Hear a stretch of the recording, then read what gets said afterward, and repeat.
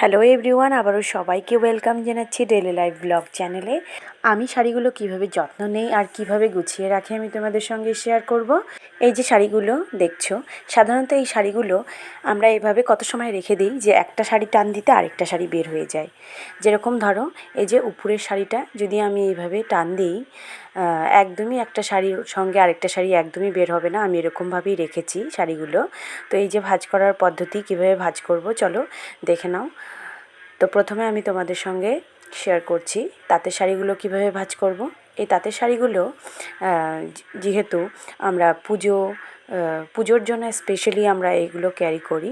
আর প্রত্যেকটা শাড়ি আমরা সবসময় চেষ্টা করি যাতে দোকানের যে কেনার সময় ভাঁজগুলো থাকে সেম ভাঁজগুলো যেন আমরা দিয়ে রাখতে পারি, তাতে শাড়িগুলো ভালো থাকে আর কোথাও ভাঁজ উল্টো পাল্টা হয় না। তো প্রথমে আমি শাড়িটাকে দুটো লেয়ার একসঙ্গে করে জয়েন করে তার মাঝখানে একটা আমরা ভাঁজ দেব। আর এটা কেনার সময়ও এই ভাঁজটাই ছিল। আমি এই ভাঁজটাই এরকমভাবেই তাঁতের শাড়িগুলো আমি এভাবেই ভাঁজ করে রাখি। প্রথম একটা সাইড আমরা হাফ ফোল্ড করব, আর নেক্সট সাইডটাও আমরা হাফ ফোল্ড করে সমানভাবে করে মাঝখানটা আমরা একসঙ্গে এভাবে ফোল্ড করে দেব। এতে দেখো কি সুন্দর হয়েছে ভাঁজটা।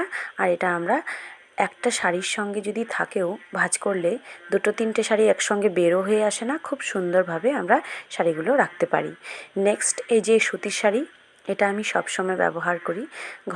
ঘরে পরা এই শাড়িগুলো একরকমভাবে ভাঁজ করলে খুব সুন্দর থাকে আর শাড়িগুলো একদম আয়রন করার মতোই লাগে। এই শাড়িটাকে প্রথমে আমরা সম্পূর্ণ খুলে হাফ ফোল্ড করলাম। আর যে এর আঁচলটা, মানে প্রত্যেকটা শাড়িতেই আঁচলটা আমরা ভেতর সাইডে দেই। আর এই আঁচলটাকে ভেতর সাইডে দিয়ে আমরা এখানে আর দুটো লেয়ার করিনি, একদম ডাইরেক্ট ফোল্ড করেছি। আর এটাও আগের মতো সেম আমরা দুই পাশ থেকে একসঙ্গে রাখবো না, এটা হাফ ফোল্ড করে তার সমানভাবে বাকি যে এক্সট্রা পার্টগুলো আছে সেই পার্টটা আমরা এটার উপরে ফোল্ড করে দেব। এই দেখো খুব সুন্দরভাবে হয়ে গেল। আর এটারও মাঝখানে একটা ফোল্ড দেব যাতে এটা একটু স্পেসটা কম লাগে আমাদের আলমারিতে রাখতে। কিন্তু হ্যাঁ, এই যে আমি ভাঁজটা দিচ্ছি এরকম একদমই দেবেন না, কারণ এই যে এক্সট্রা পার্টটা বাইরে বেরিয়ে আছে এটা খুলে যাওয়ার চান্স থাকে। তার জন্য আমরা এটা অপোজিট সাইডে এই ভাঁজটা দেব যাতে এই সাইডটা ভেতরে থাকে আর এটার এক্সট্রা পার্টটা বের হয়ে না যায়।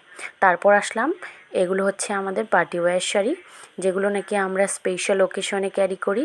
এই শাড়িগুলো আমরা একটু অন্যরকমভাবে ভাঁজ করি আর আমরা এগুলো হ্যাঙ্গারে হ্যাঙ্গিং করে রাখি।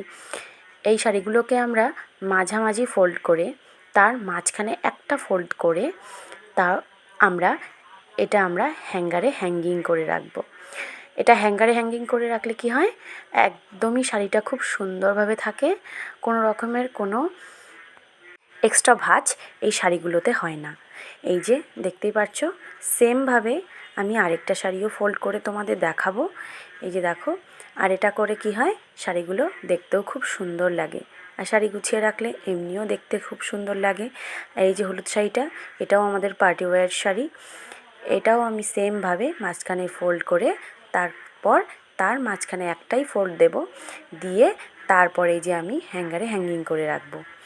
আর হ্যাঁ, এই ব্লাউজগুলো যে আছে এগুলো তোমরা এক্সট্রা না রেখে, যাতে আমরা তাড়াহুড়োর সময় সহজে আমরা ব্লাউজগুলো পেয়ে যাই, তার জন্য আমি কি করি, ওই হ্যাঙ্গারেই তলের দিক দিয়ে এই ব্লাউজটা আমি এইভাবে রেখে দিই, যাতে ব্লাউজটা আমার ভীষণ যখন আমাদের তাড়াহুড়ো লাগে তখন আর ব্লাউজটা খুঁজতে না হয়। এভাবে আমি শাড়িগুলো খুব সুন্দরভাবে সাজিয়ে রাখি যাতে শাড়িগুলো একদম নষ্ট না হয়, খুব সুন্দরভাবে থাকে। তো তোমাদের কেমন লাগলো আইডিয়াটা অবশ্যই আমাকে কমেন্টে জানিও। Thank you.